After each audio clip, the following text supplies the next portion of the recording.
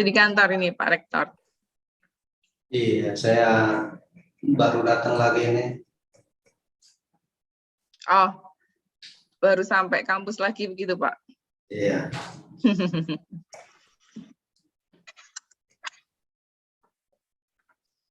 Pak Kris di kantor kah Pak Kris? Sudah di rumah Pak Rektor. Di rumah ya, oke.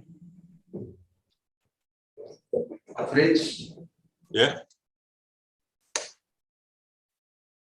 Ini double Fritz soalnya jadi Fritz yang mana kan? Oh Pak Fritz. Di rumah Pak Rektor. Oh, dari rumah ya. Oke. Terima kasih ya teman-teman mahasiswa diajak. Siapa? Habis kelas kebetulan tadi Pak. Oke.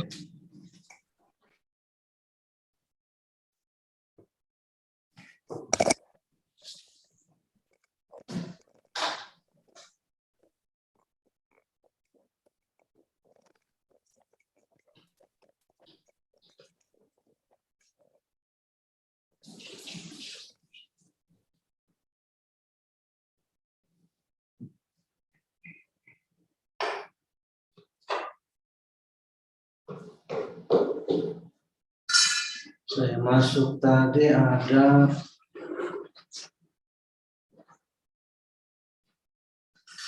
saya belum pernah lihat Stanislaus Arizona.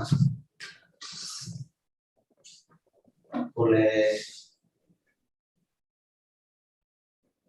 beri informasi sedikit kan?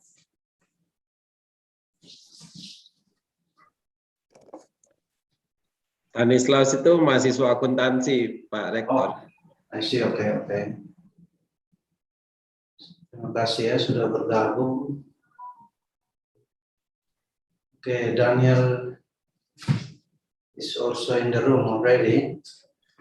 Yes, I went to the wrong link. I forgot that you changed to Zoom, so I was in the wrong place. But I'm here now. Yeah, thank you, Daniel. How is London? Good. Yes, nice day. Cold, but there is the sun. Nice. I see. It's the COVID-19 is now decreasing in UK. Well, according to the UK, it's just a disease like any other, so there are no special provisions. Yeah. So no restrictions at all. No, Okay. that's a policy. It's a policy position, really. You know, some of the European countries disagree, but according to the UK government, there are no restrictions now. It's just a disease like a cold. I see. That's. So yeah, we in Indonesia now experiencing a spike. Right.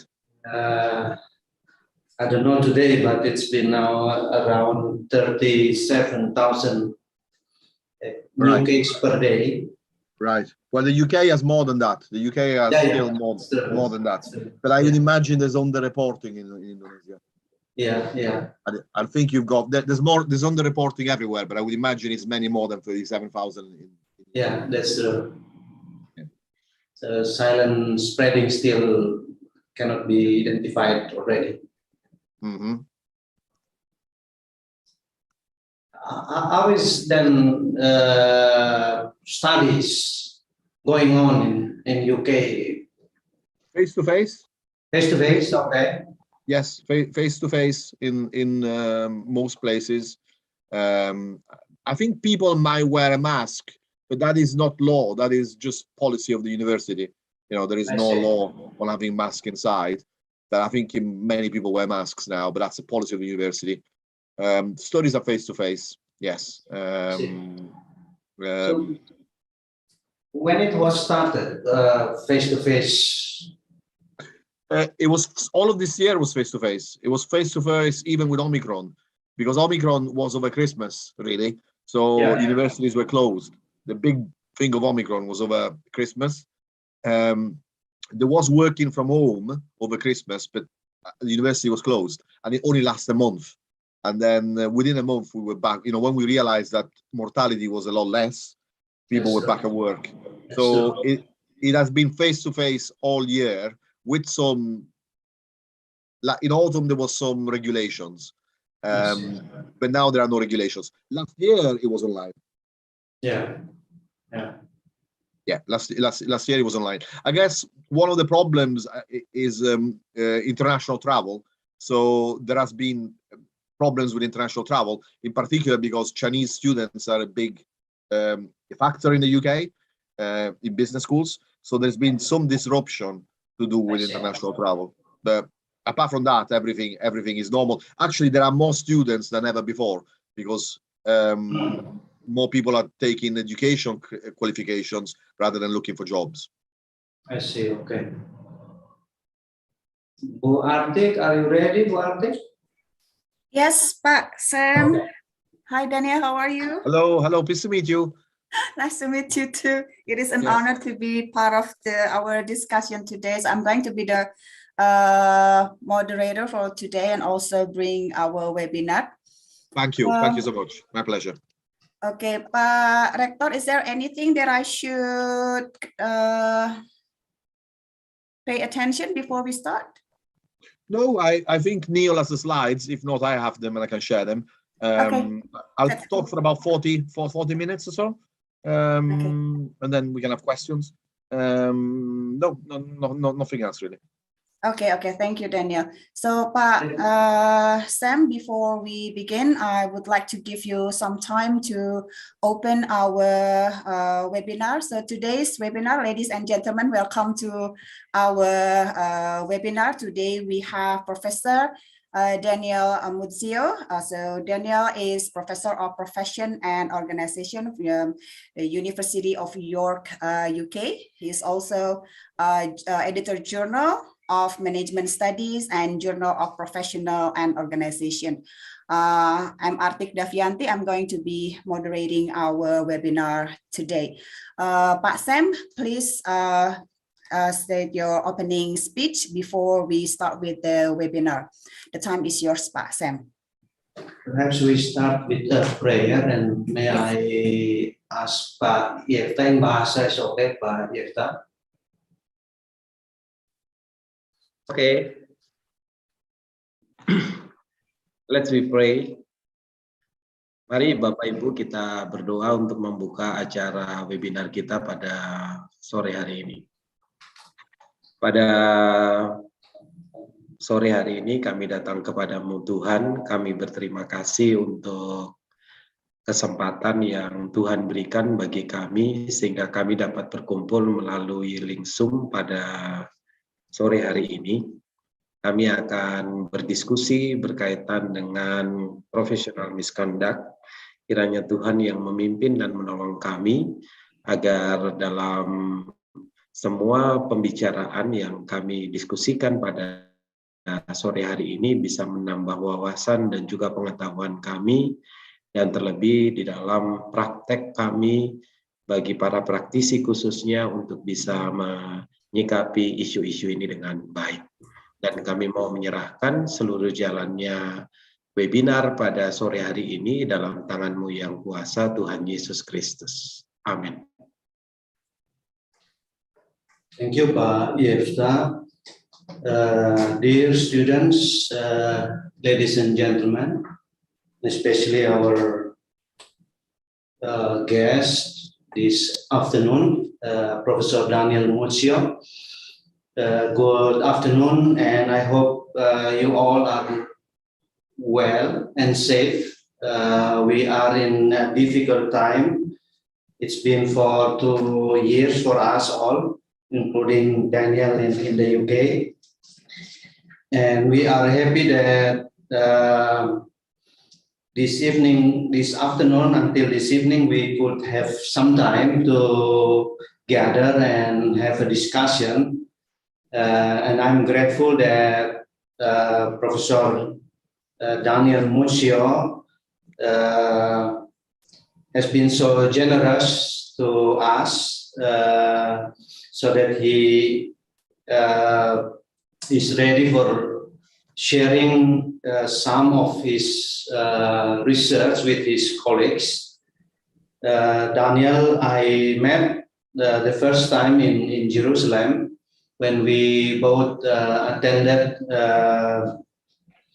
the 13th in New Institutionalism workshop at the Hebrew University of Jerusalem.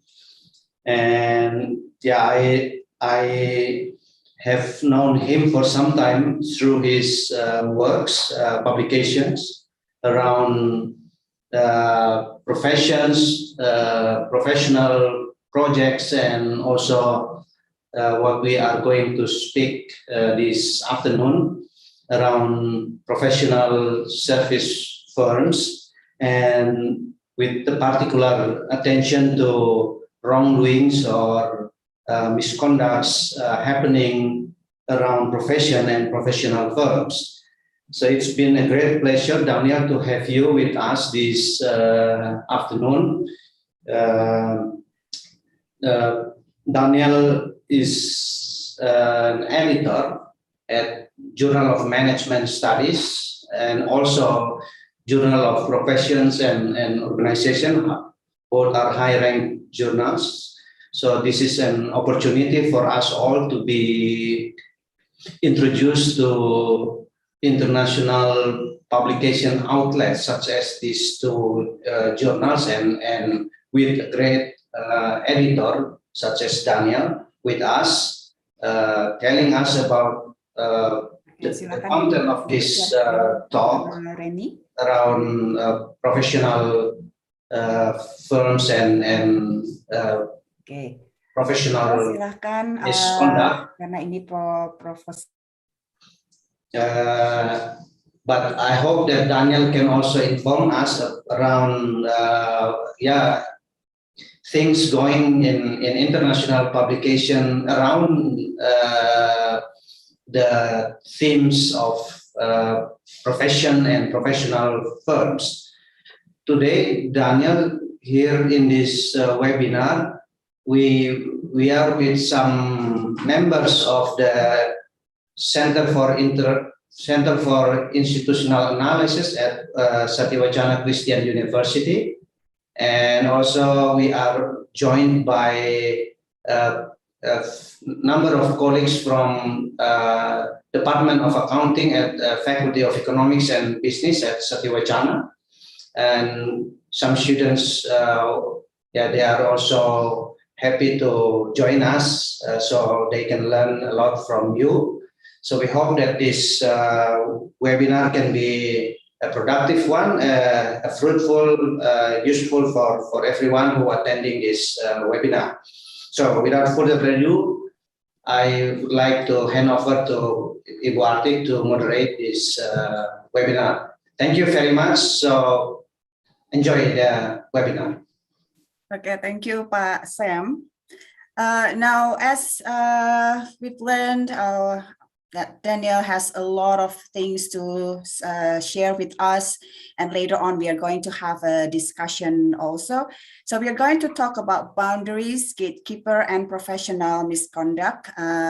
We will have around 40 minutes for Daniel to present, and then after presentation we are going to have the Q&A and discussion session. But if you should have any comment or any question during the presentation, do you mind if our audience to share it in the chat, Daniel?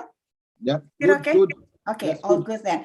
Okay, now without further ado, I will give the time for Daniel to share with his presentation. Thank you.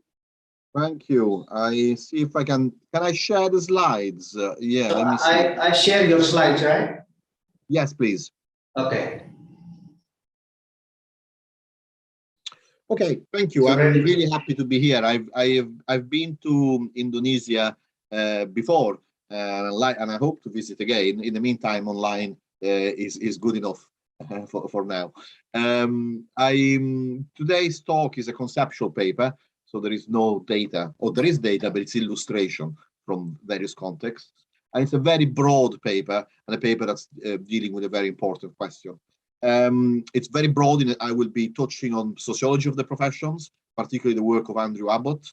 I will be drawing on institutional theory in various forms, but I also will be drawing on substantive examples from areas such as accountancy, finance, law, and others. Now, one caveat, I am not an expert in accountancy, finance, law, and other things. So the examples are necessarily oversimplifications. So if we have people who are expert in legal, substantive accountancy and law, you might find these as unnuanced. But for me, they are illustration of a broader theoretical kind of point. So I'm kind of operating at a macro level here. It's a really very much of a big picture kind of analysis. And the question I am dealing with really is why do professions do bad things? Why do the professions get involved in wrongdoing, either on their own account or on the account of powerful clients, when the purpose of the professions is to stop these things? So how come that the professions fail in their kind of gatekeeping, safeguarding role, and how does this happen? So if we move to the second slide, I want you to think back about 20 years now at two of the biggest corporate scandals in history, Enron and Parmalat. And my contention here is that, and I'm really borrowing on Don Palmer here, Don Palmer's book on wrongdoing. My contention here is that these could have not happened without the complicity and sometimes the active employment of several professional figures, accountants, lawyers, management consultants, credit analysts, security analysts, over a prolonged number of years. Now, if you forgive me, I'm going to read this bit because there is a lot of detail and I would forget. I normally do not read, but I will read this bit to you. So Parmalat, formerly one of the largest dairy companies in the world, went bankrupt on 24 December 2003, leaving behind a hole of 14 billion euros, a sum almost twice the company's 2002 turnover. Subsequent investigations revealed that the company's financial accounts had consistently and deliberately been falsified for each of the 13 years that Parmalat was listed on the Milan Stock Exchange. During those years, professionals who were supposed to act as gatekeepers did not, or in some cases decided not to, see what was going on. Deloitte, which was auditing the company's group accounts, did not raise any concerns until October 2003, when they issued a disclaimer on the company's accounts, as they could not determine the amount of a fund held by a subsidiary, Bonlat. Standard & Poor's constantly rated the company at investment grade and even improved its outlook only a few months before the company defaulted. Security analysts similarly remained positive on Parmalat's shares until the company was already on the verge of bankruptcy. Only a few days before the fraud was detected, 57 of 66 of their equity research reports recommended buying or holding the company shares. The other example, Enron Story, one of the biggest scandals in American history, is not much different, although it took place in a supposedly more developed US capital market. As in the Parmalat story, professionals did not effectively perform their ascribed roles. After Anderson, the company auditors consistently approved Enron's accounts without raising any concerns and failed to inform the company audit committee about both the accounting policies in use at Enron and the unusual transactions that the company had conducted. Management consultancies such as McKinsey, which advised Enron, endorsed its repositioning and praised its asset-light strategy. Not until 4 days before bankruptcy was declared on the 2nd of December 2001 did rating agencies lower the ratings of the company to below the mark of a safe investment. As late as October in the same year, 15 securities analysts rated Enron as a buy, and 12 of them recommended it as a strong buy. Even as late as the 8th of November, when Enron disclosed that nearly 5 years of earning would have to be recalculated, 11 of 15 analysts continued to recommend buying the stock. Only 3 analysts issued holds, and 1 a strong sell, even though Howard Schilt, an independent analyst, dismissively concluded that for an analyst to say that there were no warning signs in the public filings, they could not have been reading the same filings as I did.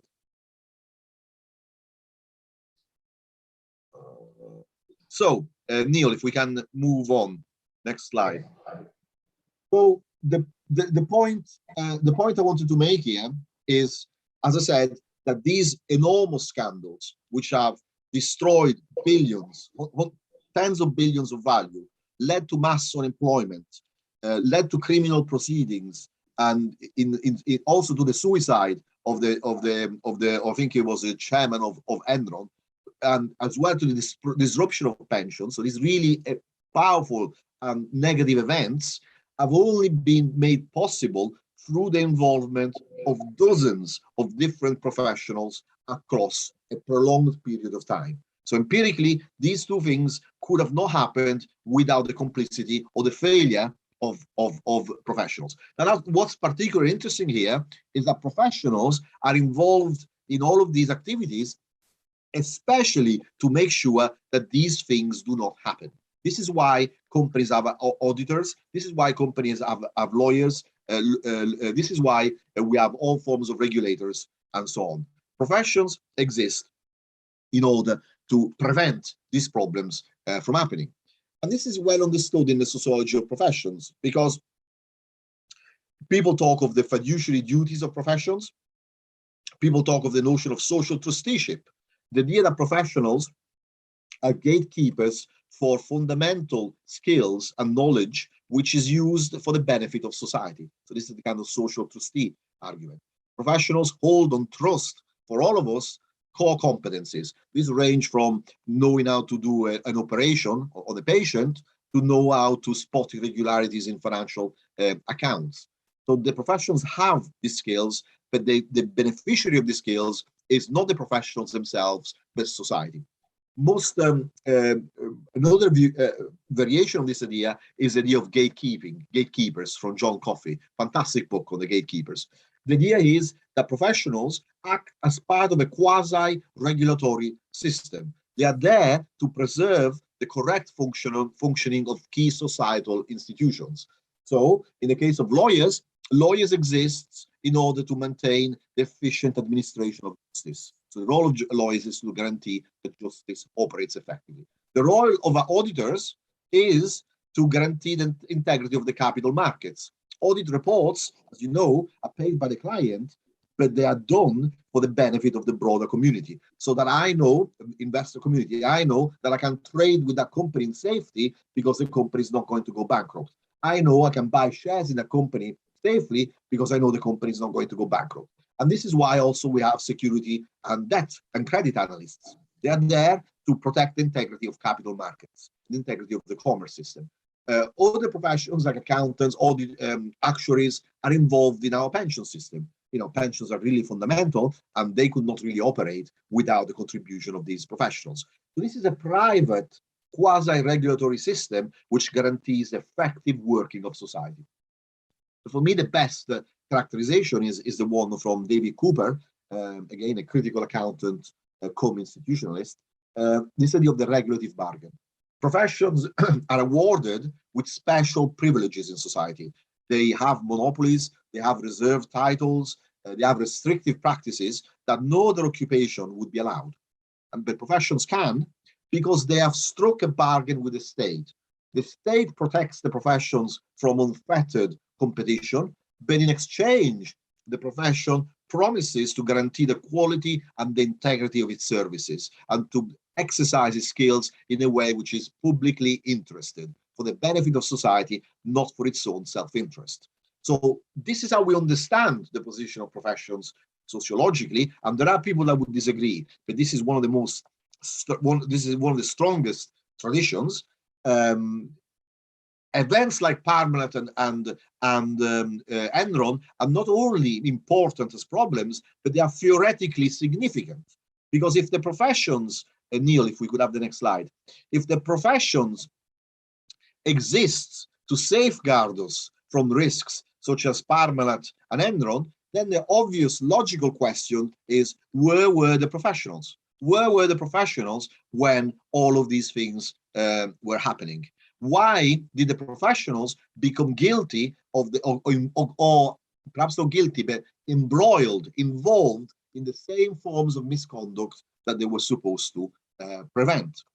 So this is the kind of question I am really playing with here. And if we can move to the next slide. And this is an area where the literature doesn't really help us that much, because there isn't much writing on this. particularly because it's very difficult to get evidence. Nobody wants to talk about wrongdoing or mistakes or the things that they get wrong. So the only evidence that we can get is evidence in the public record, court procedures, media reports, and so on. The sociology of professions doesn't really speak directly to these issues, but we can imply a lot from looking at the different traditions within this discipline. In particular, we have a functionalist perspective, which is really the foundational texts in looking at professions from the 1930s. The work of Carl Sanders and Williamson, the work of Parsons, later on trade theory. They embrace a functionalist understanding of the professions. Professions are viewed as functional to the correct operation of society, and the way in which they're organized and the advantages and benefits they enjoy are functional to the professions undertaking properly the duties and their obligations in society. So according to this theory, professionals have a virtuous nature. They are stabilizing forces in society.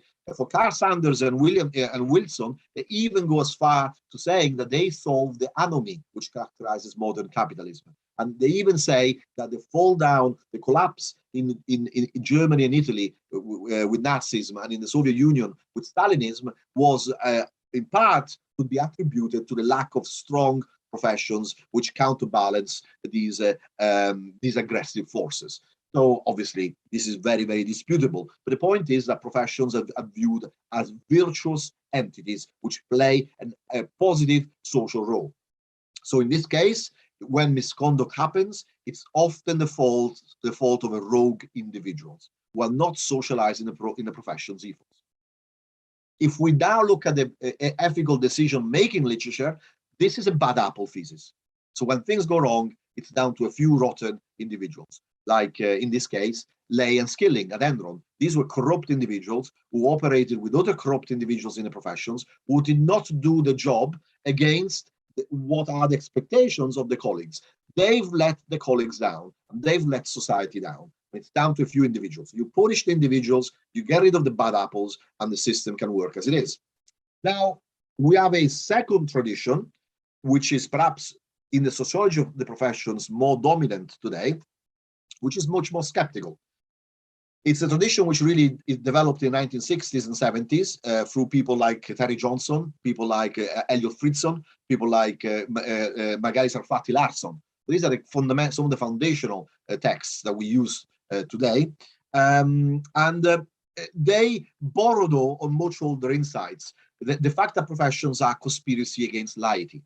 So the professions are privileged structures. They're almost like, and they're designed like trade unions to maximize the interests of its members against, and if needs be, against the interests of society. So actually, the essence of the professions is that of private gain. And they are viewed, as I said, as conspiracy against laity. That's a quote from George Berners Shaw. So whilst these insights became theorized in the 60s and 70s, it builds on much older insights, often from literature back to the 19th century.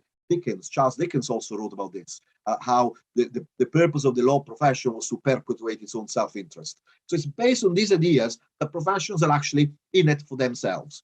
And that any talk of ethics, of public good, is part of a smoke screen of hypocrisy. It's part of fooling people, because nobody would accept special privileges for the professions if these were self-interested.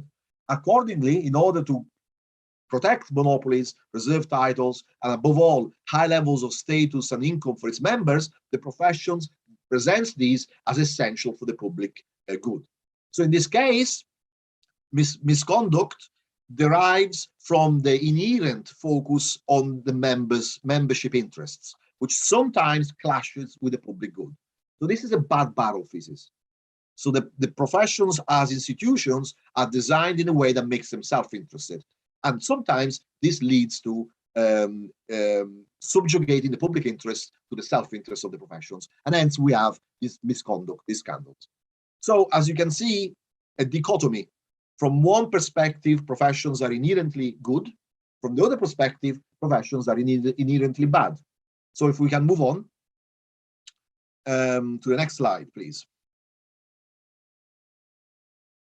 So I view this as particularly rigid, not very nuanced, and particularly not very good at dealing with change over time. It's very static. It's very essentialistic. So what we did with my colleagues in this paper, we draw on a third perspective. This is an ecological perspective developed by Andrew Abbott. The first rendition of this, 1988, is the system of the professions. And this idea is that to understand professional work, we need to understand the conflict and relationships between an integrated system of professions, whereby professions compete and cooperate with each other. So at the heart of this system, we have conflict. And in particular, we have struggle over jurisdiction, where jurisdictions are not fixed, but they are open to continuous negotiation and renegotiations. So lawyers cooperate and struggle with accountants over who controls tax and bankruptcy work. In some jurisdictions, lawyers control much more of the work. In other jurisdictions, accountants control much more of the work. And there are similar conflicts between nurses and doctors on the rights of prescribing. You know, who prescribes medicines? For a long time, it was only doctors, but nurses have been struggling in order to raise the profile, have been campaigning to have prescription, and even the right of administering medicines for injections. So the idea is that there is a constant struggle over work in a complex ecology, whereby the fortunes of one profession are dependent on its relationship with other professions. Now, Andy Abbott expanded his work in 2005, when in a conceptual paper, which is much less known than the 1988 book, where he actually realizes it's not just the professions that matter, but it's also relations with other institutions.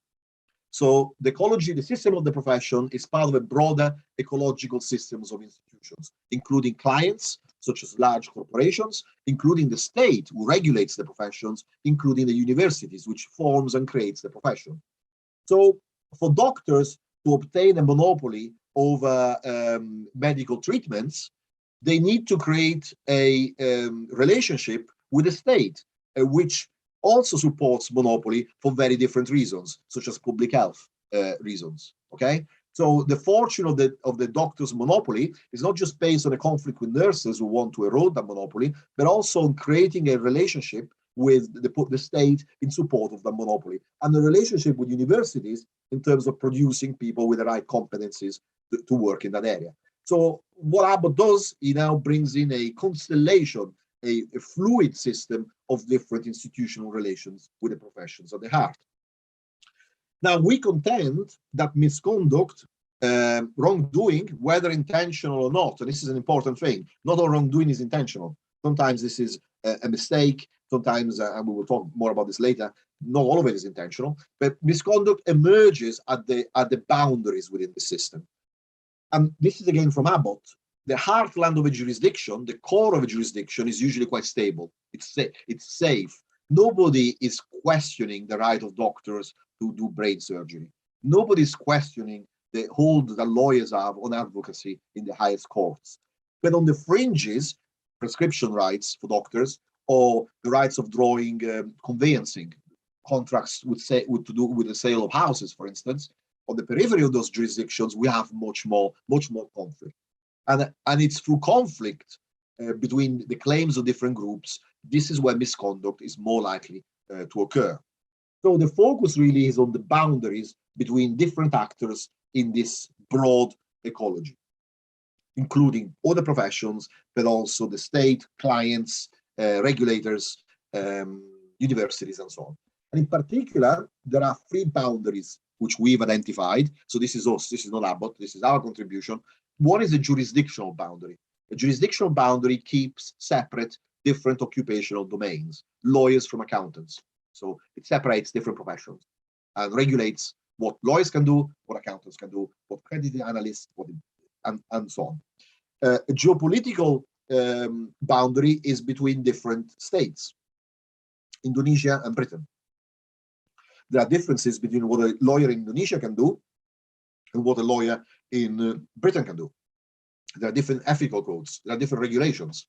So for instance, in Britain, you can advertise as a lawyer. In Indonesia, I don't know, but you can't in Italy, for instance, my own country. For a lawyer, you cannot advertise. So if you're a British law firm working in Italy, you can advertise in Britain, but you cannot advertise in Italy, or at least you cannot advertise in the same way. So we have regulatory differences and ethical differences, as well as cultural differences between countries, sometimes between states, Texas and New York State. And then we have ecological boundaries which separate different stakeholders. If we look at professional services, we have a complex interaction of different parties. We often have different professionals working on a transaction, but we also have the clients who have large organizations. We have regulators, we have funding people, financiers. And so the ecological boundaries keep the various stakeholders separate in this professional ecology. So what we suggest is that to understand these things, we need to really focus on boundaries and how boundaries are changing over time. Now, what I want to do as we move to the next slide, I want to focus in detail on each boundary and look at how each boundary can result in professional misconduct. So let's go to the first boundary, which is jurisdictional boundary.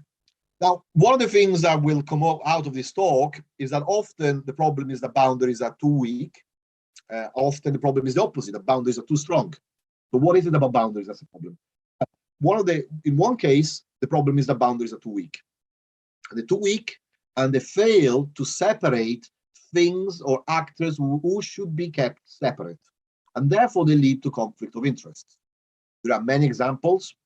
One example is between analysts and investment banks.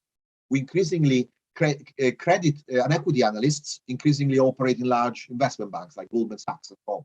Now, you can imagine if a bank lends to a big corporation lots of money, let's say Goldman Sachs lends to a bank, to a client $5 billion, there is a conflict of interest in the equity reports that Goldman Sachs issues.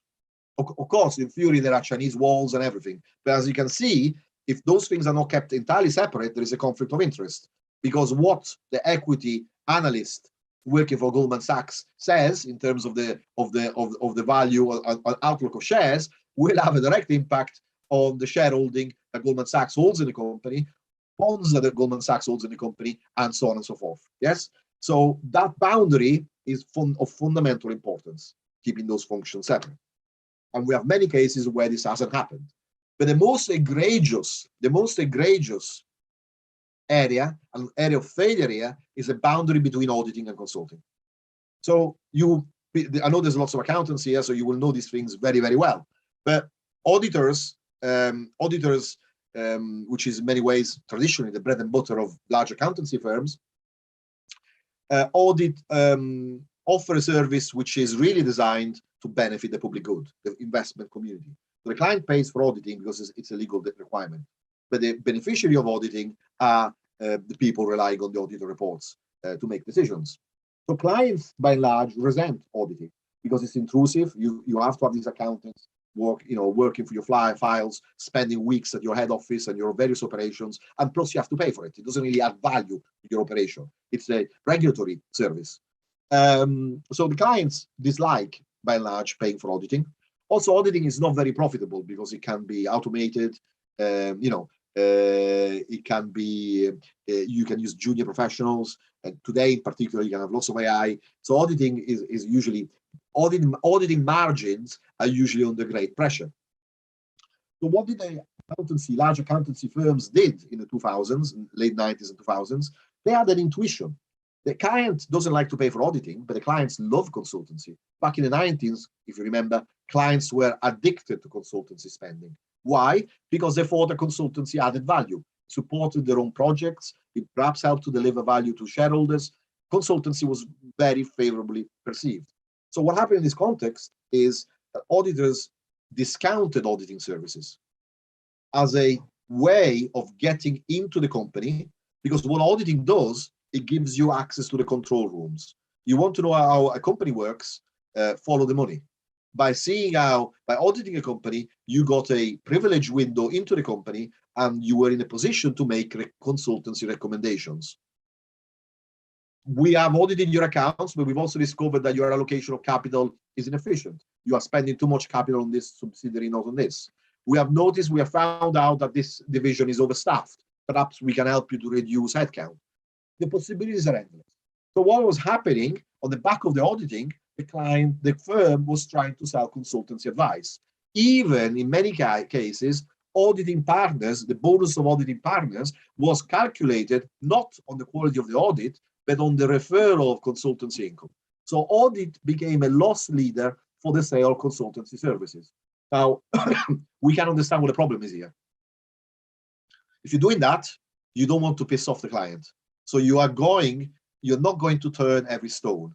You're going to try and spare the client from bad news. You're going to generally discount auditing, not pay too much attention to it. And you're not going to take seriously your auditing function. And this dynamic was at play in many of the scandals that we've talked about, including Enron. But there is also the opposite problem, and this is why this is interesting, because boundaries, obviously, this is intuitive. We all understand this. Boundaries are a problem when they're too weak, and this is quite obvious. The boundaries are a problem when they're too strong, and they stop people from seeing what is happening on the other side. This is because most professional work happens in networked kind of contexts. We now have multiple advisory chains. If I'm doing a merger, if a client is doing a merger of two large multinationals, there are going to be lawyers involved. There are going to be investment banks involved in financing the deals. There are going to be accountants involved. There are going to be tax analysts involved looking at the tax implications, and often in multiple jurisdictions. So the transaction is very complex. We have multiple professionals, multiple jurisdictions, and they work with each other. But the problem is, if the boundaries are too strong, they do not really know what the other part of the transaction on which they are reliant is doing. And what we create is a situation where they accept uncritically inputs upstream in this advisory chain, suspending their own critical judgment. This is something that my colleague Claudia Gabbionetta has called institutional ascription. One example of this is in the Enron case. Sorry, in the Parmalat case. Deloitte audited the accounts of Parmalat, but it relied on input from Grant Thornton, who audited the accounts of the subsidiaries of Parmalat, including Bon Lat. And that was the garbage can of the company. That's where all the kind of bad debts had been parceled out.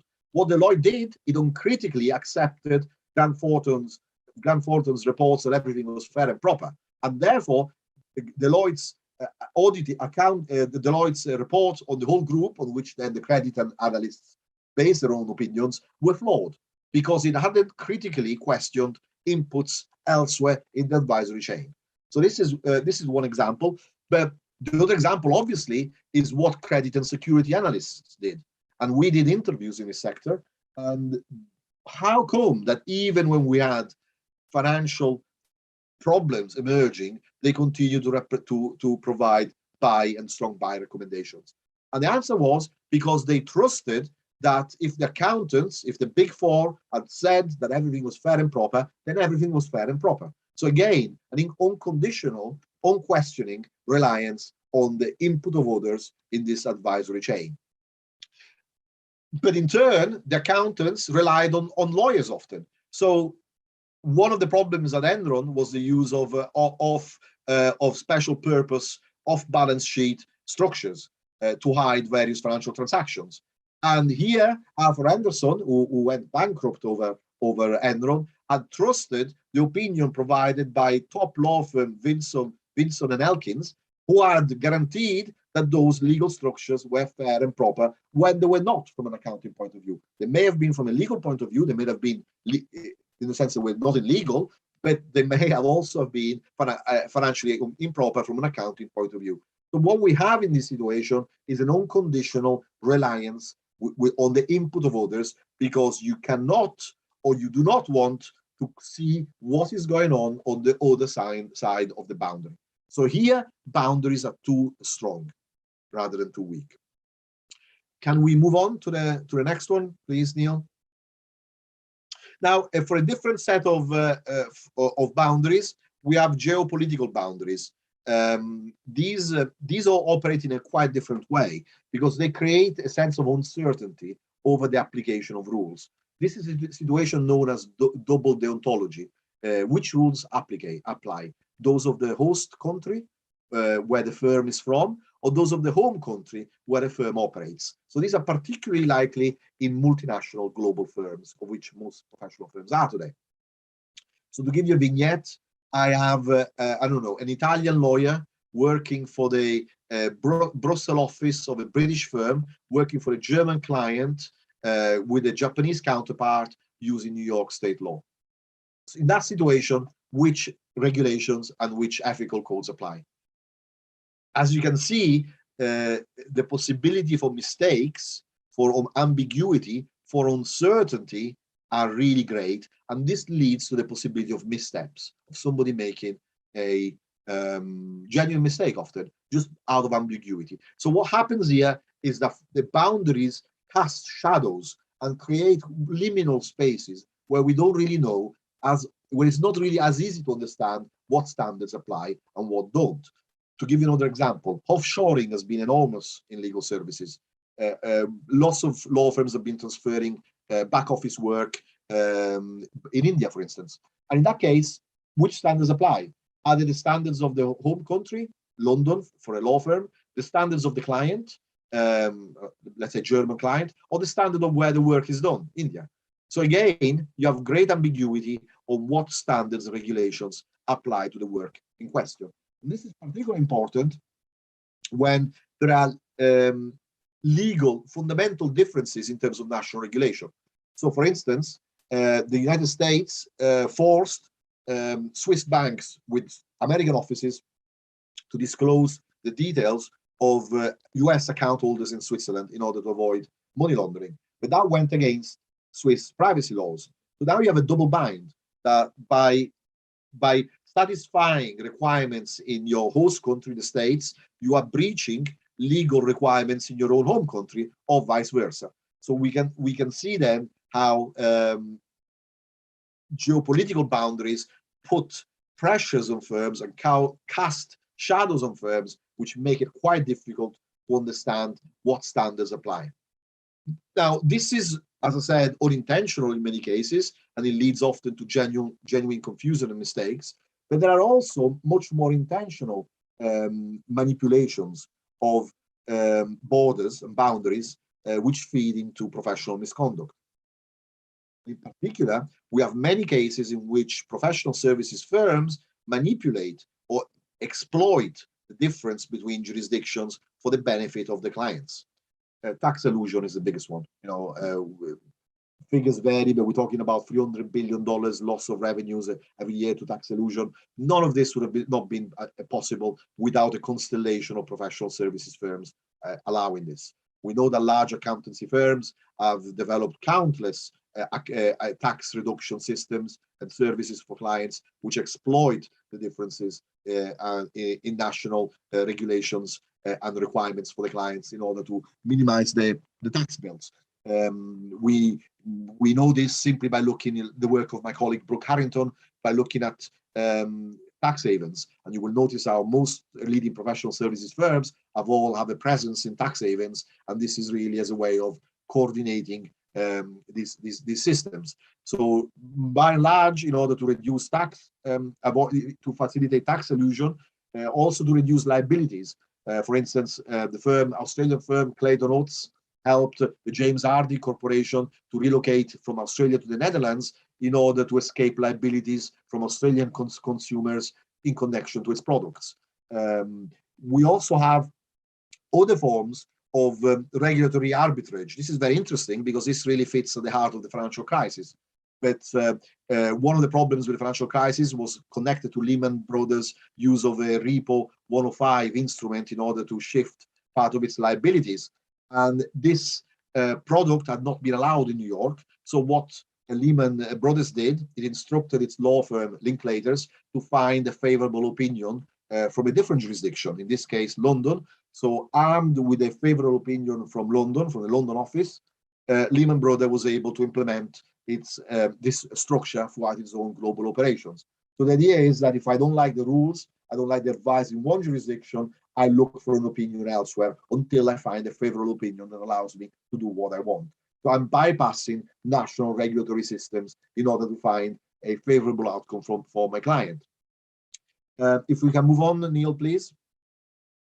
So all of this is largely in favor of the client, but there are also cases in which professional firms use this to directly benefit themselves. For instance, large accountancy firms had threatened. What they did, they relocated part of the operations in Jersey.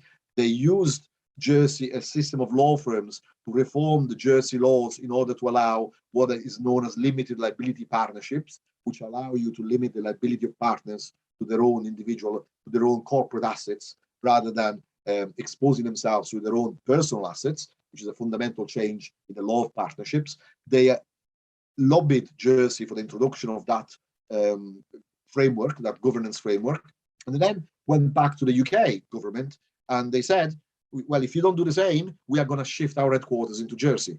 So here you can see how they are playing geographical differences to their advantage in order to extract from governments favorable reforms.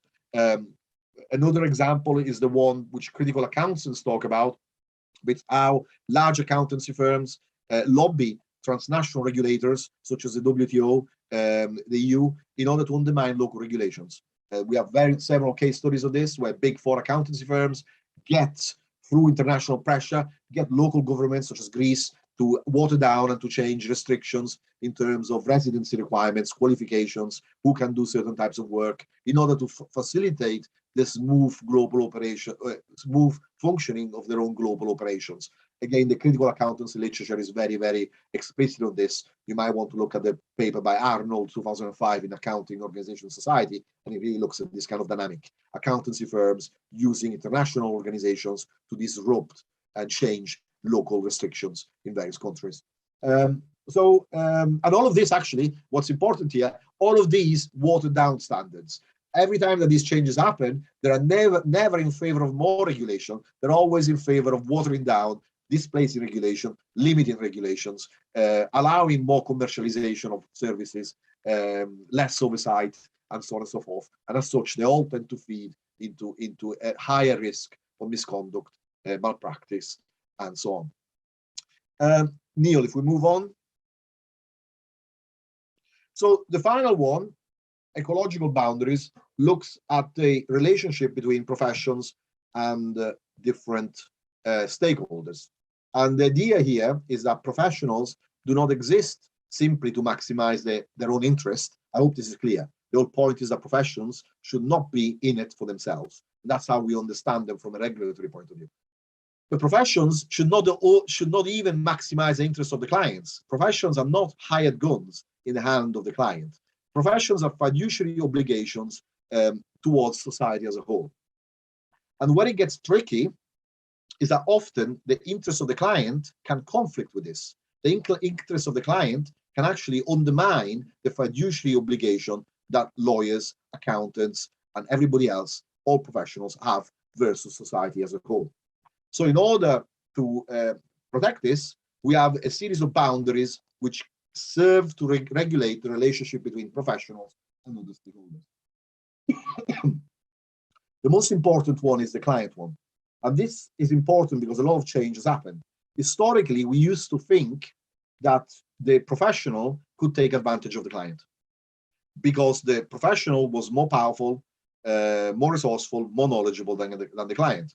But this is because we had in mind the doctor and the patient, the law firm and the individual client, like people like me and you, and so on.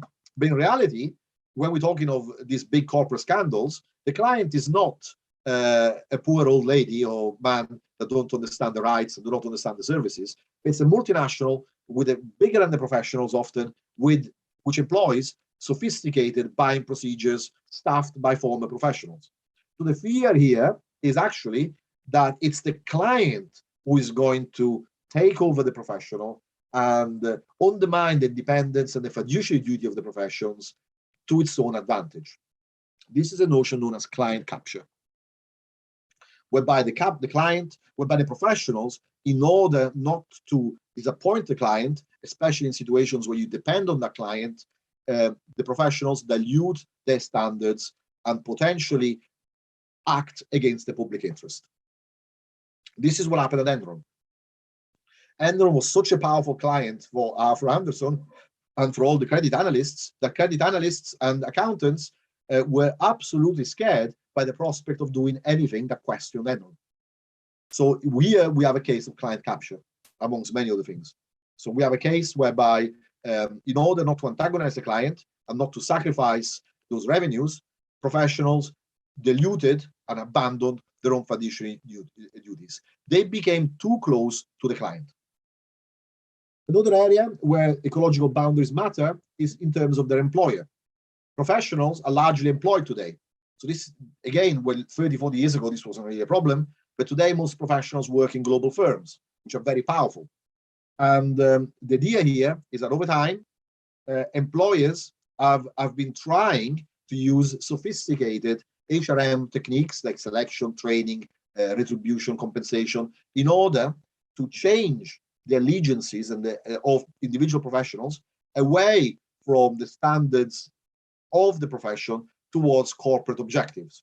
So there's been a process which critical HRM scholars would call of identity work, whereby professional employers have been trying to reframe the priorities of individual professionals away from ethical concerns towards corporate concerns, such as client service, efficiency, effectiveness, and above all, profitability. So the idea is that there's been a dilution in this employed setting of ethical and regulatory concerns. Of course, these firms have all got ethical codes and procedures, but the idea is how effective are they? And the idea is that overall, as individual professionals are re-socialized as being primarily employees rather than members of a profession, a lot of this regulatory function is being lost. And then the final one, which is the newest, is the relationship between professionals and investors. Now, traditionally, professions could only be partnerships. They could only be owned by other professions, because the work of professionals is so difficult to manage, to account, to understand, that only professionals can do this. That was the argument. And the best way to make professionals accountable is through this idea of joint and several liability. And the idea is that if me and Neil are in a partnership and I make a terrible mistake, Neil would respond of my actions with his own personal assets. So the creditors will take everything from the firm, but also they will come and take my house and Neil's house. And the idea, if that happens, Neil would be very careful in keeping an eye on what I'm doing informally, because you cannot control professional work in a formal way that easily, but it's based on peer control. And also in a partnership, we would think very carefully before we let somebody else in, because that person potentially could lead to our own financial destruction. So the idea was that professionals had to be organized as partnerships in order to have this kind of monitoring, self-monitoring system. The problem is that over time, this has been weakening, and increasingly banks, advertising agencies, credit analysts, financial companies, consultants have been reorganizing themselves as publicly listed corporations, engineering and so on. So we have the idea of a decline in the number of professional firms which are partnerships. Most problematically or iconically, now law firms, both in Australia, in the UK, law firms can become publicly held companies. Slater Gordon in Australia is a very large multinational firm which is listed on the stock exchange. DWF in the UK, and there are others. So these firms now not only are not partnerships anymore, so they don't really have the joint and several liability system, but they also have outside investors, right? People who put money with a view of generating a return, a profit. And the problem here is, drawing on institutional theory, twofold. One is the weakening of the traditional control, which is what I talked to you about before, the joint and several liability, that doesn't apply anymore. And two is the fact that these investors carry with them a commercial logic. So if we look at institutional theory and the idea of logics, professionalism is driven by a fiduciary logic for the benefit of society. But these clients, these investors, have a commercial logic. They view professions not as an instrument for public good, but as an investment which is there to generate a return. And the idea is now we have this clash between different logics, which we didn't have before. And the idea is that from this clash of different logic, we may have a higher scope for wrongdoing, malpractice, because professions are trying to maximize profits as well as doing everything else. So if we move on, Neil, please. So as you can see, a lot of misconduct described here arises at the boundary, well, in particular from the transformation of key institutions and the relationships within this system of the professions. I've talked a lot about globalization. I've talked a lot about commercialization. I've talked a lot about ecological relationships in multidisciplinary advisory networks, which we didn't really have before. So these things didn't really exist in the 60s and 70s. These kind of trends are all recent trends and point out to a fundamental transformation of what was or what were key institutions and relationships within the professions. Particularly important here is what is happening at the boundary, at boundaries between various professionals and stakeholders within the system. And as you can see, in some cases, this matters because boundaries are too weak and they fail to keep things apart. And we have conflicts of interest. In other cases, boundaries are too strong and they prevent professionals from questioning and seeing what is happening on the other side. And therefore, they uncritically accept what is going on without, and in the process, they reproduce and propagate and amplify mistakes, which then lead to problems. In other situations, we saw that boundaries cast shadow and create liminal spaces where we don't really know what standards apply. And also, since there is doubt on the standards, we have opportunities for entrepreneurial behavior. Professions can improvise. In this area where there's little rules and or great uncertainty, professions can experiment and improvise with new forms of behavior, which obviously are increasingly risky or unethical. If we move on.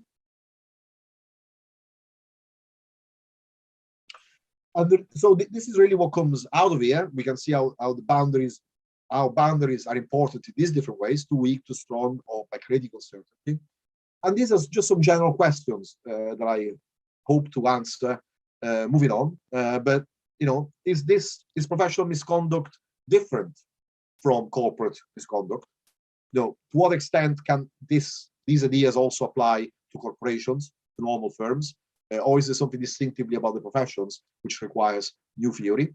I think what is interesting with the professions is the fact that they are unlike corporations, they are oriented towards the public good. So that, to me, makes them extreme case studies for these dynamics. Is there a way of integrating these different levels of analysis? Is there a way that we can integrate individual, corporate, organizational, and kind of systems level of analysis? How can we empirically test this? You know, I've been talking conceptually, but how can we empirically test these propositions?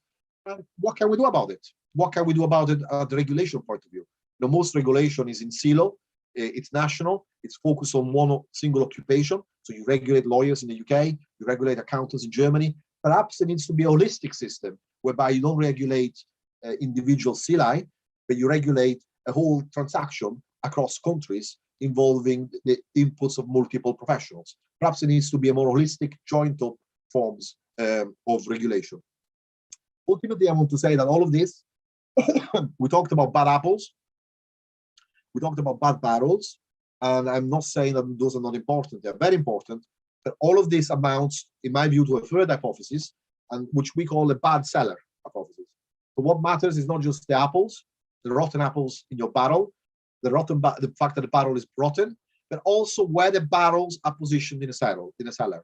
Because clearly in the cellar, some barrels have to be kept apart, some barrels have to be kept close to each other, some barrels have to be relate to each other in a particular way. And if this is not maintained properly, then we are having problems. So what I want to conclude is with a pitch for a third metaphor in the ethical decision-making literature, the metaphor of the bad seller to complement the bad apple and the bad barrel. And I will finish here. Thank you very much. Okay, thank you, Daniel, for the presentation. So, ladies and gentlemen, students in our webinar this afternoon, before we go on our Q&A session, please allow me to highlight some points from Daniel's presentation. I really love the closing statement about the bad apples, bad barrel, and actually nowadays our attention on professional is even getting more, it's tighter, and it's also the scrutiny on how we have expectation on many different professions, but it's also related to particularly the cases with financial scandal, the accounting firms, auditors, and also more consulting companies, because they face quite different expectation between what people expect them to do and then what they're facing with one over the other. And there are three boundaries which also to some extent put us into question whether the boundaries are working to prevent and to at least understand why we have professional misconduct. Now we are going to go to the Q&A session. Untuk sesi tanya jawab ini kami mempersilahkan Ibu, Bapak, dan Saudara teman-teman mahasiswa dapat menyampaikan pertanyaan. So you can raise hand. I will give time for you to express your comments, question, or maybe suggestion. And particularly, we also need to discuss about the future research that we can do based on the perspective of boundaries for professional misconduct. Pertanyaan dapat disampaikan baik di dalam bahasa Inggris maupun di dalam bahasa Indonesia, bisa ditulis di dalam chat atau langsung raise hand agar nanti dapat saya berikan kesempatan. Saya kira kita bisa awali dengan 3 penanya atau komentator terlebih dahulu. So I think we can start with 3 questions. Daniel, is that okay? Yeah, good. Okay, so we may start with 3 questions. Please, if there's any comment, question, you can write it down in the chat, or you can also raise hand. But before, while we wait for the audience to have a discussion, I have a startup question, Daniel, if you don't mind. Yes, of course. You know, with the big cases, yes, it's almost quite a long time ago, but we cannot really say that not to go back to what happened in Enron and what happened to the big 5 accounting firm that we have before, and now we only have big 4. Yes. Do you think that, especially when we see how the professional, they have so many relationship with so many different parties, different stakeholders, do you think that they need to adjust to every different boundaries, or actually they are act as like they use the boundaries to some extent based on for their benefit? I'm quite intrigued with, we always go back to the case, we hope that the case will be the last case, the Enron case, but then we kept on having new cases, and the professional misconduct is not really getting less, but then when the extent is even bigger at the moment. Can you share your opinion on that? Well, if we follow Abbott, boundaries are always going to be problematic because there are always going to be areas of contestation. You know, there's really no way of removing the tension, the opportunities from boundaries, because the imperative of the profession of controlling work and expanding its jurisdiction, and the boundaries get in the way. So the boundaries will always be points of tension. There will always be, if we follow Abbott, there will always be flashpoints, and there will always be some people who intentionally, not intentionally, with the support of the firm or not, will try to go over the boundary, because the boundaries stop them from doing something that is valuable to them, to the firm, to the client, or to whatever. So boundaries by nature are problematic points. This applies, in my view, and this is my view only, this applies to national boundaries. The European Union is a fantastic project because it dissolved the meaningfulness of boundaries within the European Union. And boundaries are what led to, war between France and Germany several times. And now from the UK, we have talk of boundaries are good or great. No, boundaries are not, by and large. In particular, they are sources of tensions, problems, because people try to cross boundaries for various reasons, and then that leads to policing and so on, and to clash, conflict, and so on. So the only answer there, I would say, since boundaries will always exist and will always be areas of conflict, and therefore when you have conflict, you have problematic outcomes, is a regulation system, which I don't really have an answer here, but is what I was hinting at the end, a regulation system which is not closed within the boundaries, but which recognizes our activity happens across boundaries. So it's to regulate across boundaries, not within boundaries. Now, how that can happen, I do not know. But to me, it seems that the answer is to regulate across rather than within boundaries, which is what we do so far.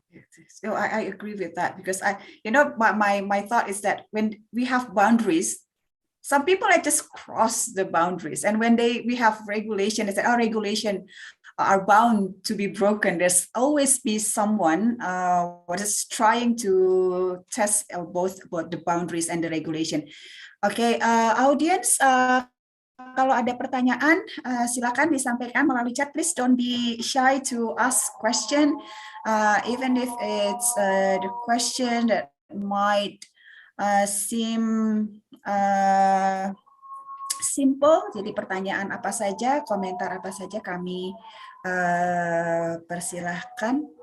Sini ada Pak Fritz, ada Pak Yefta. Ini ada Mas Excel, ini ada banyak teman-teman mahasiswa juga yang hadir. Bisa tolong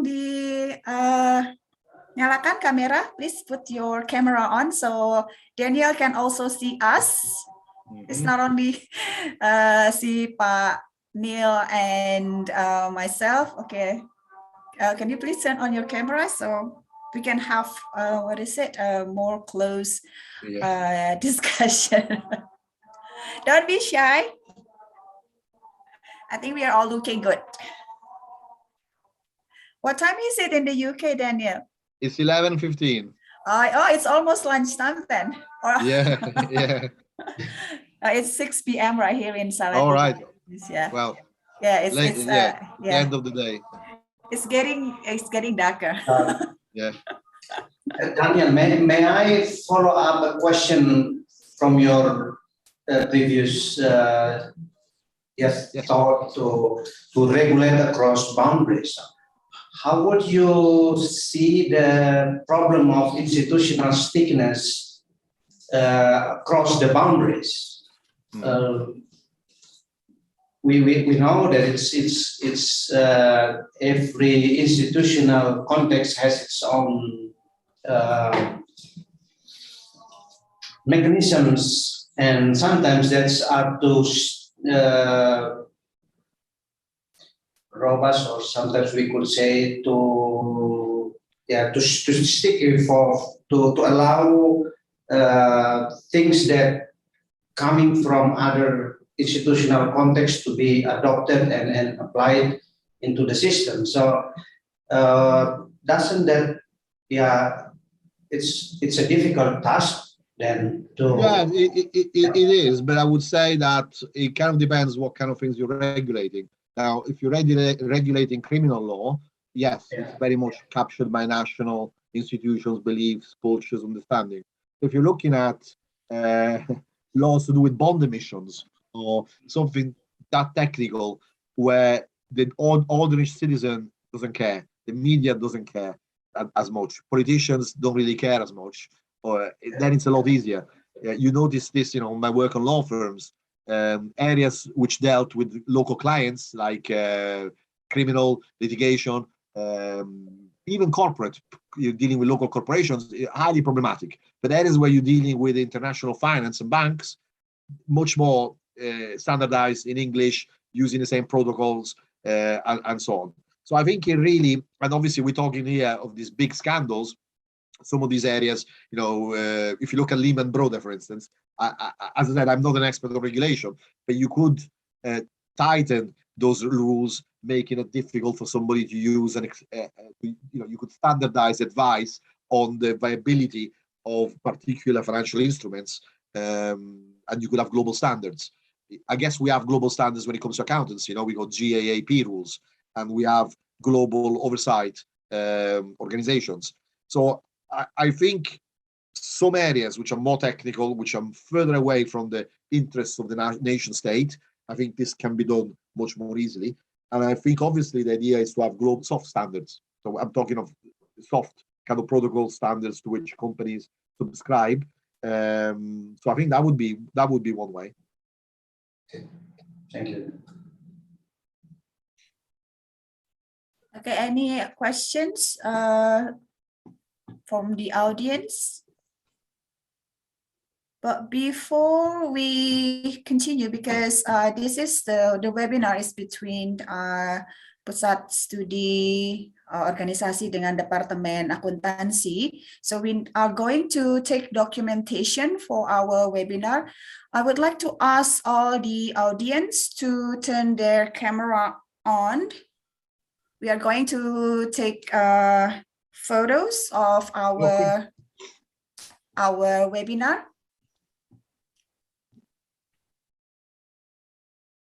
Okay, I have 3 screens. At the moment, we have over 100 audience with lot us. of people. Yes, quite a lot. And we also stream it live on YouTube. Good. Okay, can I have your camera on, guys? Silakan dinyalakan kamera. Siapa yang take foto ini, Bu? Iya, sini saya kan pakai laptop anak saya juga lagi nyari-nyari nih, Pak. Oke. Pak Yefta bisa bantu?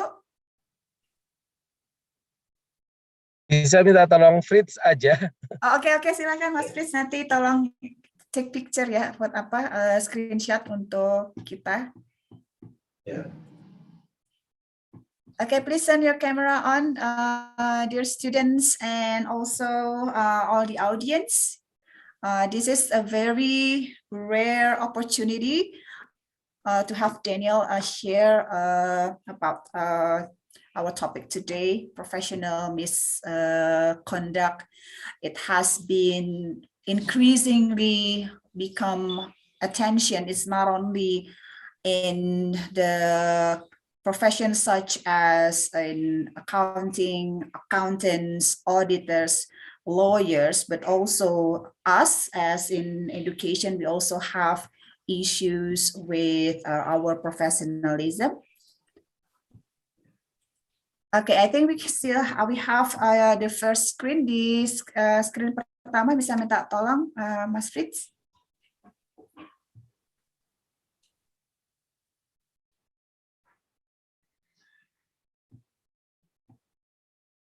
Apa-apa, Fritz? Dihitung dulu.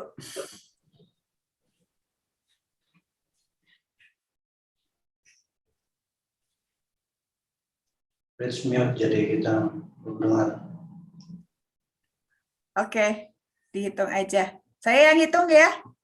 Nanti Mas Fritz yang ambil screenshotnya. Oke. 1, 2, 3. Oke, sekali lagi. 1, 2, 3. Oke, di layar yang ketiga, walaupun namanya nggak apa-apa, Mas Fritz, biar bisa dicatat. Ya, satu kali lagi yang layar terakhir, 1, 2, 3. Oke, dapat ya, Mas? All good? Oke, pertanyaan teman-teman silakan. Kebayang nggak misalkan professional misconduct itu seperti apa? Do you have any idea actually how maybe without even realizing it, we come across on professional misconduct. Daniel, because sometimes we don't really realize to some extent, because we have so many rules, we have so many what you also call as boundaries, different areas and different different issues. So I have a question in the chat from Fritz. Sorry. Okay, see about it's how AI is that, oh, okay, artificial intelligence challenges professional ethics, because it's something that to some extent we cannot really expect what we are going to get with the technology, which means that the boundaries itself is also challenged. What is your opinion on this, Daniel? Yes, I don't really. I've always been a skeptical of technology.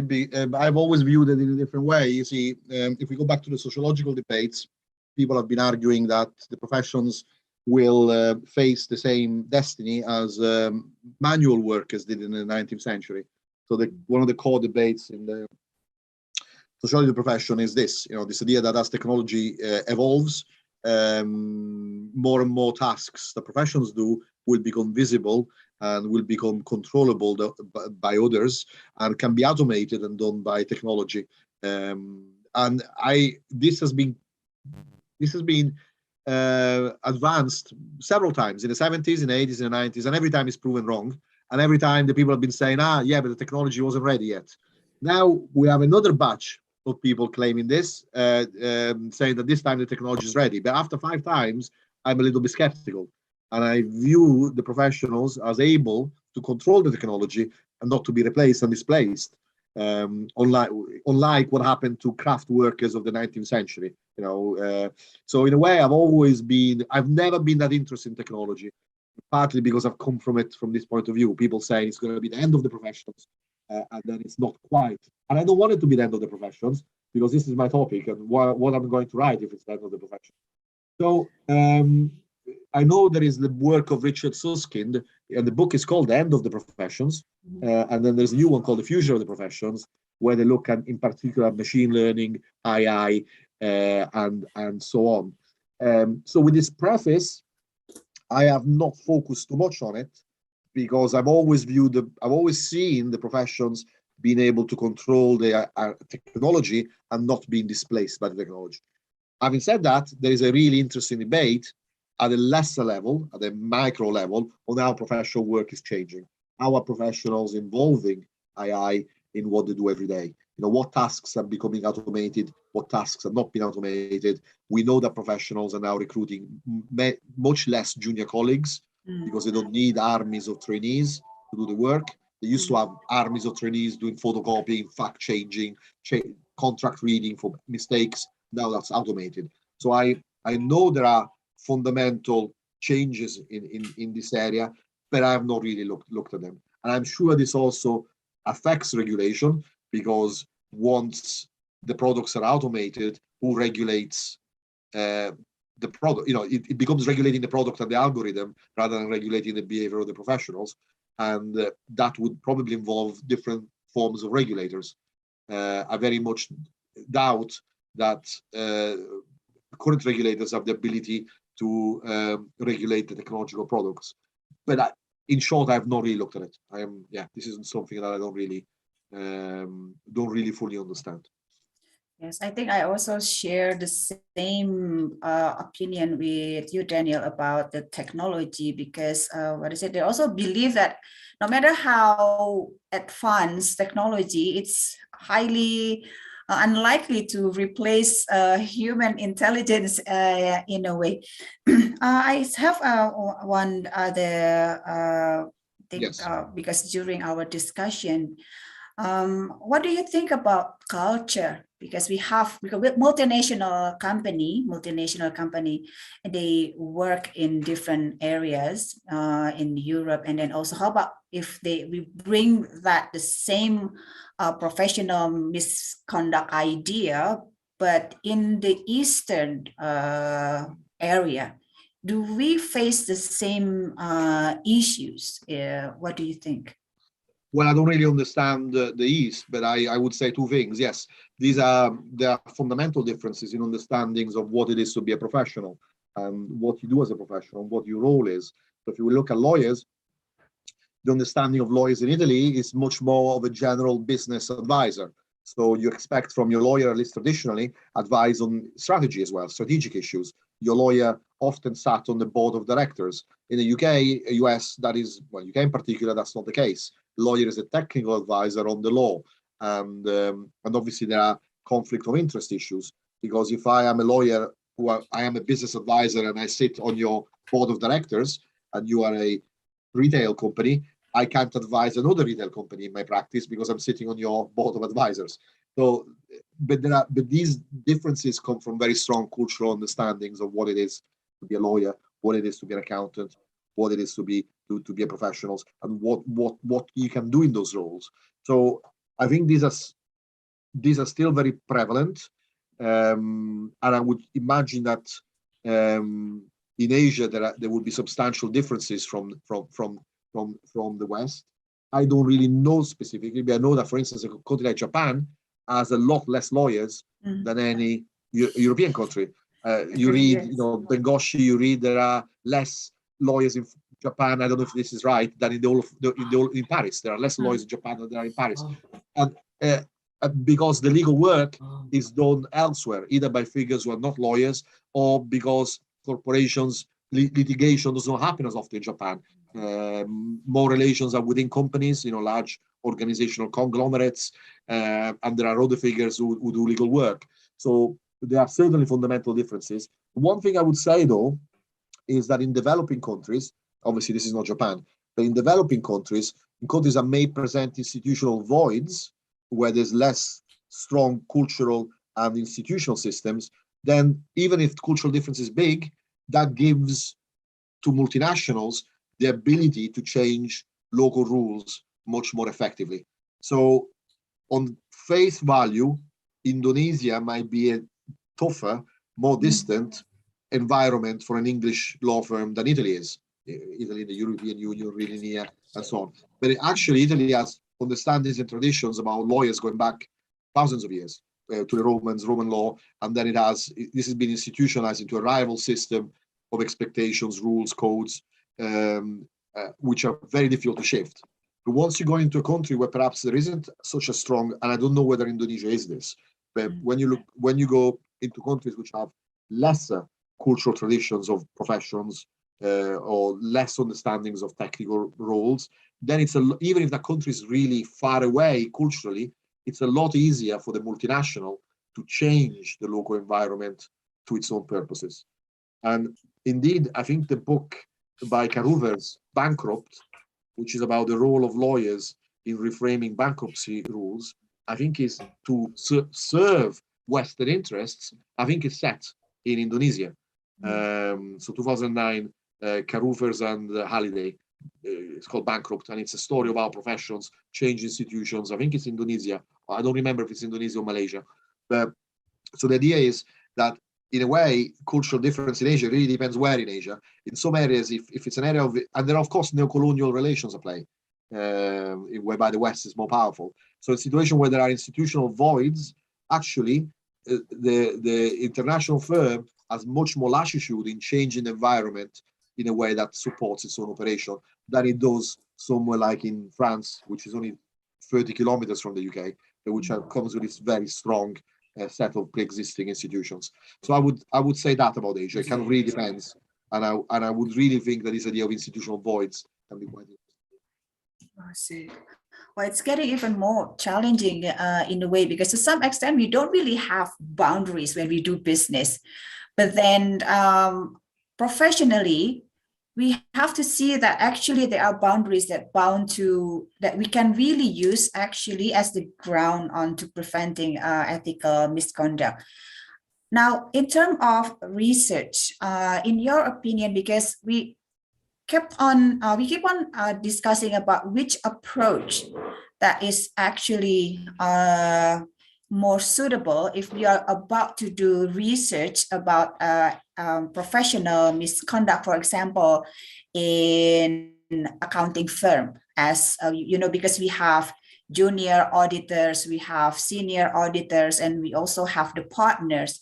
Do you think it's more doable to do research in using a quantitative approach than we have to do, or maybe the qualitative approach, if we want to put as a professional misconduct into research? Because we have the bachelor degree, we have the master's degree, and also the doctorate degree. So what do you think about the well, work on misconduct is difficult because professionals don't want to talk about misconduct, and you will have difficulty in having access.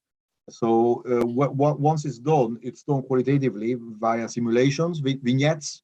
So, experimental. So qualitatively, you put lawyers in front of accountants in front of various scenarios, and then from that you can elicit answers. This is what Richard Moorehead and colleagues have done in the UK, looking at the ethical decision making of lawyers. So it's all done by not simulations, by hypothetical situations. So that's one track of research.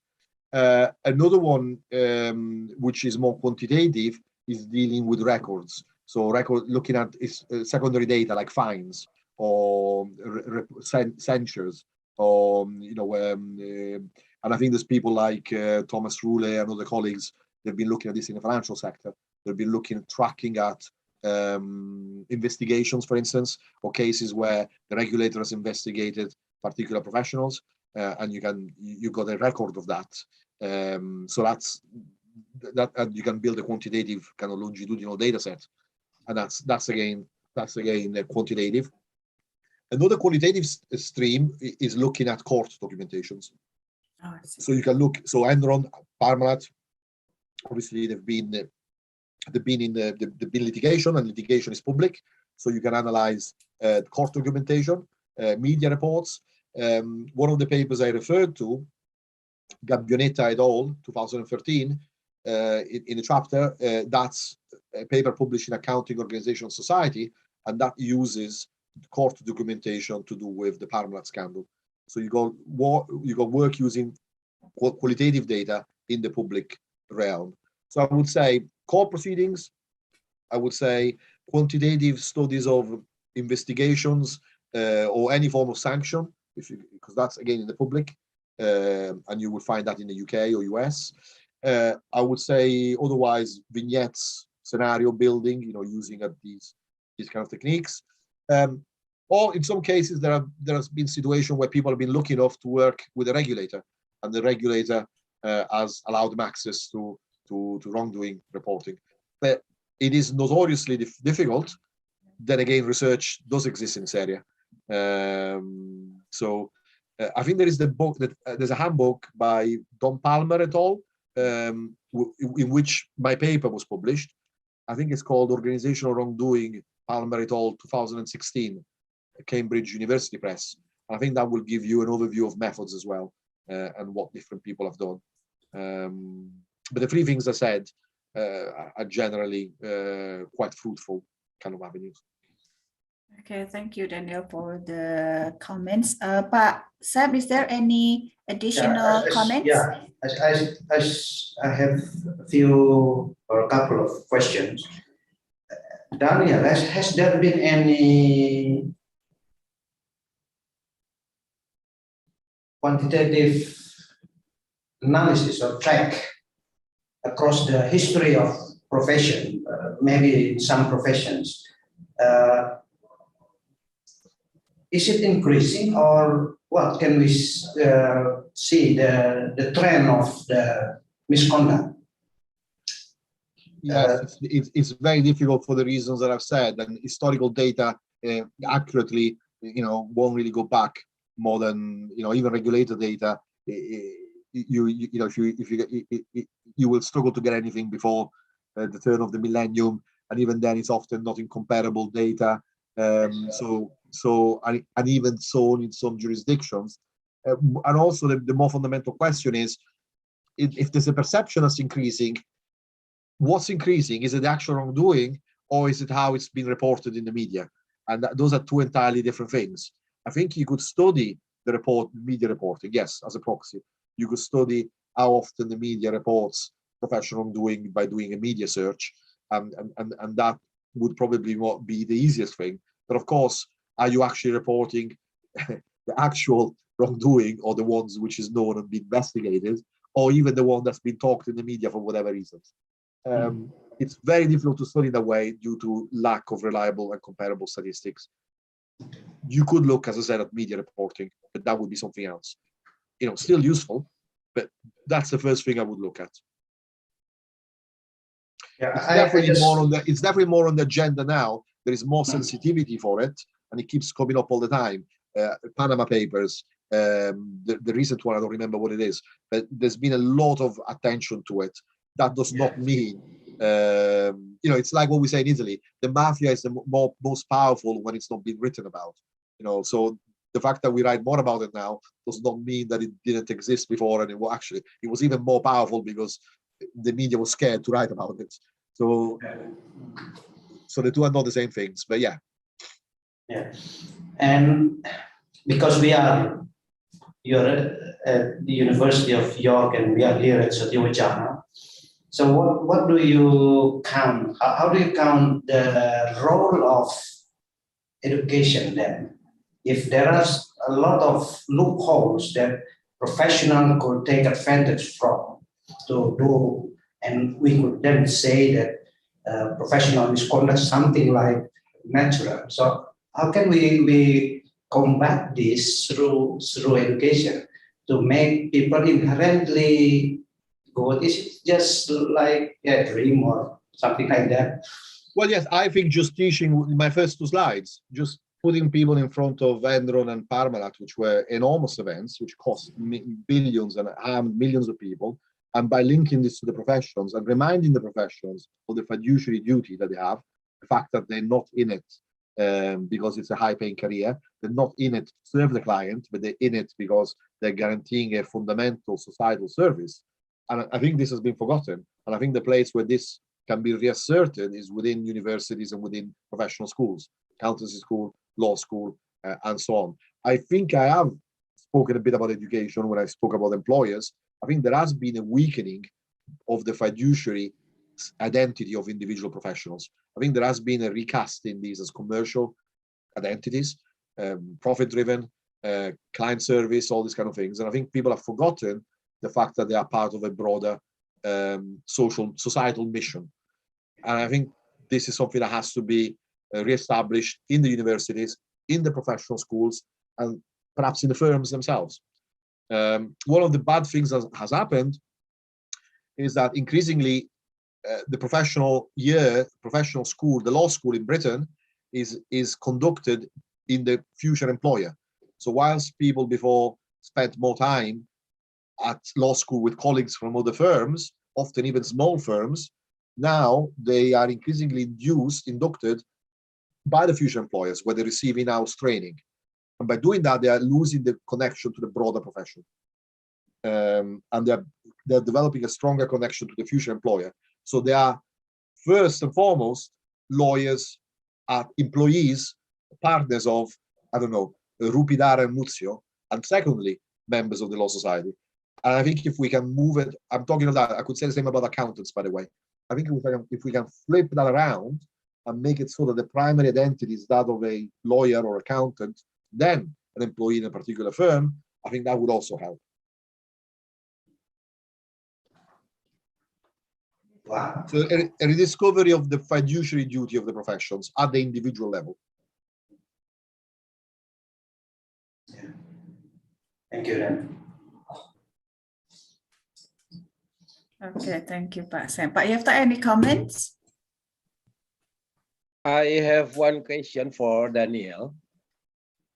Are the form of misconduct from a profession is the different with the other profession? And what level? What level the misconduct, individual or organization or? Well, there are both, but they're very difficult. They're very difficult to separate. Often, individual people perform acts of misconduct because that is the result of the culture of the firm. So it's the individual that's taking too much risk on client money, for instance, if it's an investment bank, but that pursues or is a result of the culture of the firm, which could be aggressively commercial, of what the firm rewards in its pay decision, remuneration decision, which is, you know, revenue generation and so on. So I think really this is what I was meaning about operating at different levels. Often the individual act, it's not a bad apple, but a bad apple acts in the interest of the bad barrel. So the apple is acting on behalf of the company for the interests of the company. So there are some cases where it clearly is a bad apple, but I think a lot of times the individual enacts the culture of the company, of the barrel, and therefore we're working across levels here. Okay, I see. Thank you. Yes. Okay, thank you, Pak Yefta. You know, lions killing at Enron were symptomatic of a particular form of American capitalism. You know, they were not isolated rogue people, but they embodied a form of predatory, commercial, financialized capitalism, which others subscribe to. It happened to be them that got caught, but it could have been others. So, and actually, the background in the aftermath of Enron, the whole commentary was to frame it as bad apples. It was just as terrible individuals, and they should be locked up forever, and, you know, 30-year jail, whatever. But in reality, they were symptomatic of a wider problem, and if it wasn't them, it would have been somebody else that did those things. So does that mean that if misconduct is already part of the system, it's even going to be harder for the boundaries to stop it? Is that what you mean? Well, this is why I'm talking of a seller. I'm suggesting is at the systematic level. Yes, this is why the relations between parts of the system are fundamental. This is what I was suggesting. It's not just the apples in the barrel. It's just the barrels. It's how it's the whole cellar. It's the whole container of all the barrels, which is the problem. Yeah. Okay. Thank you, Daniel. Okay, last call for comments and questions before we, I think, Pak Neil, we can wrap up our webinar. So yeah, this is something that we are grateful for, Daniel. You stimulate us with some ideas through cases that you analyze and then come with the literature review on how would we see professional misconduct can be explained, and you also with the analysis from the sociology of profession and including in it institutionalism perspective, there's a number of ideas that you propose, and I guess that's also stimulate us here at Satya Wacana, whether it will be accepted and adopted by colleagues from Department of Accounting or us at the Center of Institutional Analysis to see it further. But thank you very much for this very, very thoughtful ideas that you have presented, and it's great that we have you here in this webinar this afternoon to this evening. So thank you, Daniel. Thank you. It was great. You know, lots of people. It was fantastic. You know, I'll be available for future things in the future if you feel like it. So Okay. you know, it was great to meet you all, and all the best. Thank you. Okay, thank you, Pak Neil. Thank you, Pak Prof. Daniel. Thank you, Pak Yefta. Thank you, everyone, thank for you, being here. Before we end Prof. our Daniel. webinar, please allow me to say a prayer for us all before we leave the Zoom room. Let us pray.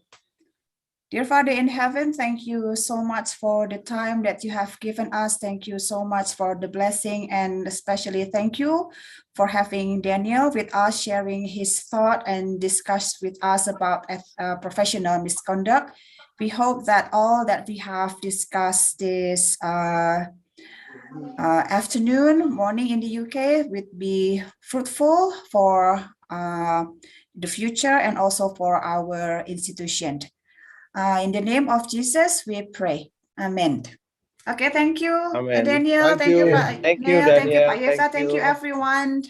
Best of Bye-bye. luck. All the Bye. best. Bye-bye. Be in touch. Be in touch. Yes, of Okay, course, be in see touch. you.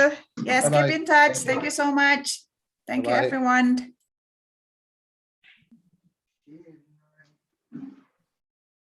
Makasih ya Bu Ati.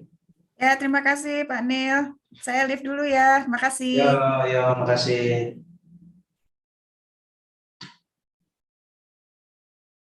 Rich, makasih ya. Pak CM, silakan. Terima kasih Pak dosen. Saya matikan recordingnya, Pak. Ya, makasih, makasih.